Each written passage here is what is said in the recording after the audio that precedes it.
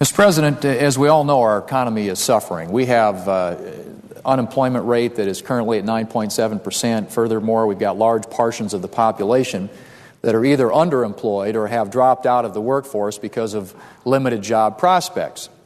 Now, where there are a variety of factors that have contributed to this recession, the government's response so far has been largely ineffective, particularly with regard to employment. And I would argue, Mr. President, that the best thing that we can do to address the issue of unemployment and having to extend unemployment benefits and COBRA and other types of benefits, all of which are considered in this underlying bill, is to get people back to work. That is fundamentally the very best thing that we can be doing, is focusing on how do we create jobs, how do we grow this economy, how do we provide opportunities for those who have lost their jobs, who are underemployed, to get back into the workforce.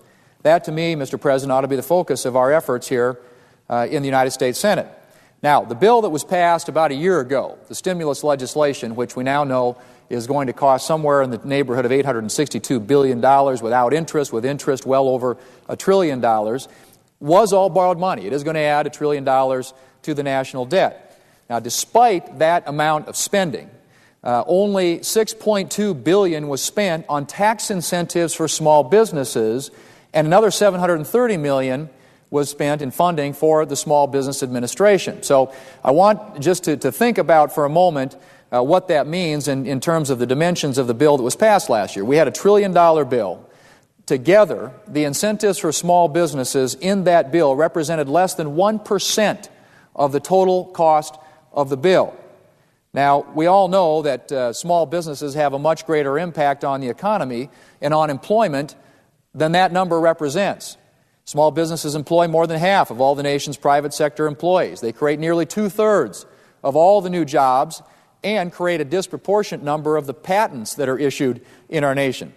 I believed at the time that we voted last year on the stimulus bill, Mr. President, I believe now that this was just one example of the priorities in that legislation that were misplaced if we are intent on and focused like a laser on creating jobs and getting this economy growing again.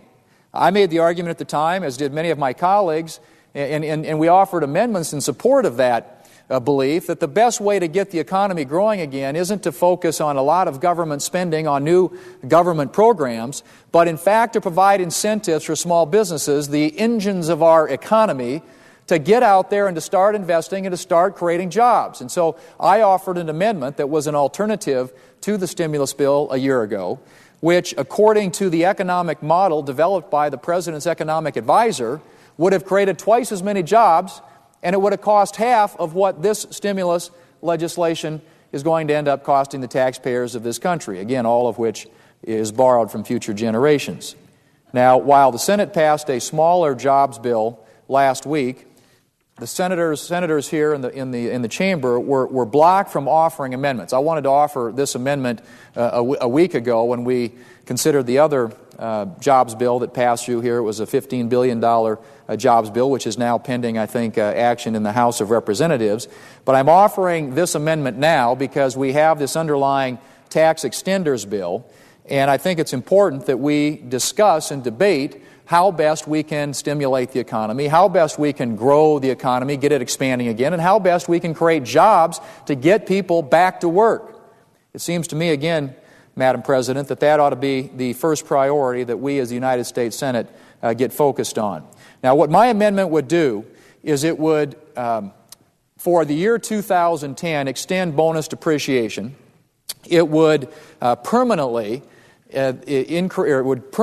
increase the Section 179 deductions that allow small businesses to expense more of the investments they make as opposing to having to depreciate those. And by lowering the cost of new capital expenditures, these provisions would encourage companies to invest in these new equipment, make capital purchases, capital investments that would increase both growth and employment. It would also eliminate capital gains taxes on small business investment. This simple, permanent reduction in taxes was supported by the President in his State of the Union speech, and it would increase investment as well in small businesses.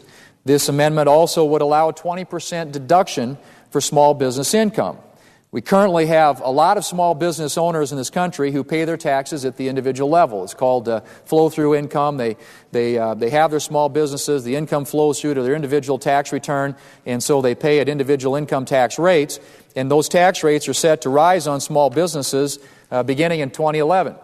In fact, a lot of our small businesses in this country, I think about half of our small businesses, are going to be impacted by those increases in marginal income tax rates that will occur in 2011.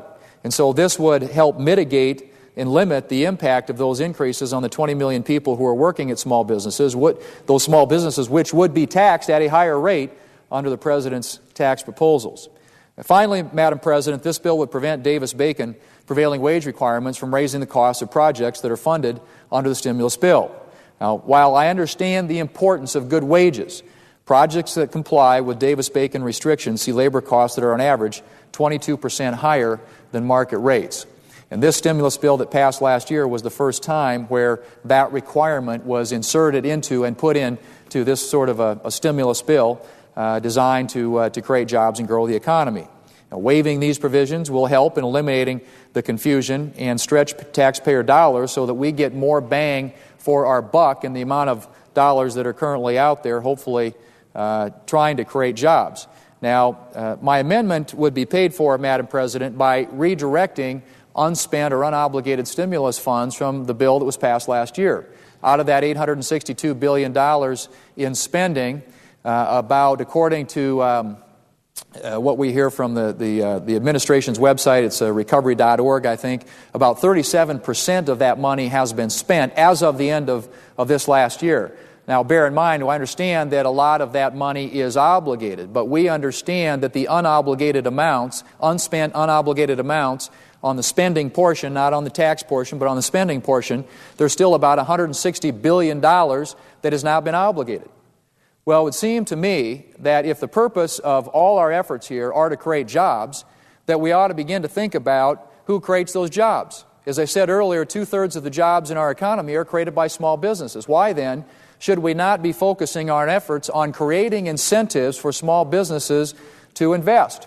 And frankly, as I said earlier, that would have been the way that I would have gone about the stimulus bill that was passed last year, and many of my colleagues here offered amendments, and many of them supported my amendment. I think I had 37 votes here for my amendment that would have focused the stimulus bill of a year ago more on small businesses, whereas the bill that ultimately passed, as I said earlier, only spent about 1%, under 1% of that total amount, almost $1 trillion, on small businesses, which are the economic engine, the job creators in our economy.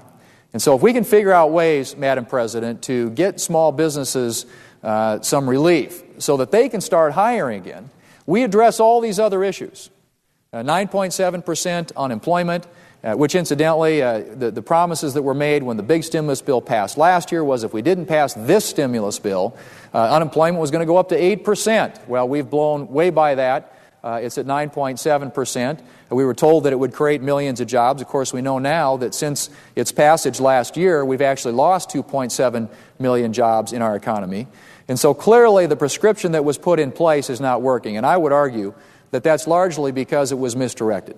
It was directed toward creating new bureaucracies in Washington, D.C., perhaps some government jobs, but the fact of the matter is that the good-paying permanent jobs in our economy are created in our private economy. And the biggest creator of those jobs are our small businesses.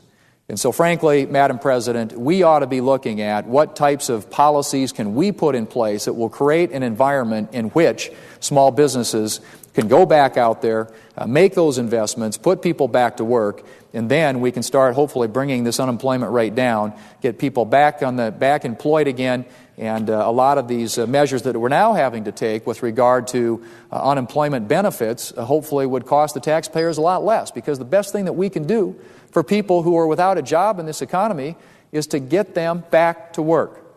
And the best way to do that is to get small businesses in this country hiring again. And I want to make one final point, Madam President, because I think that one of the things that I hear repeatedly from small businesses in South Dakota and across the country is that there is a sort of just a paralysis, if you want to call it that, about investors looking at investing money in different areas and different projects, but looking at Washington, D.C. and seeing all this policy uncertainty. They see this cloud over our economy. It's creating a lot of economic uncertainty, a lot of economic anxiety, and frankly, what I hear from a lot of small businesses and people who create jobs is the reason for that is they're worried about the policy uncertainty in Washington, D.C.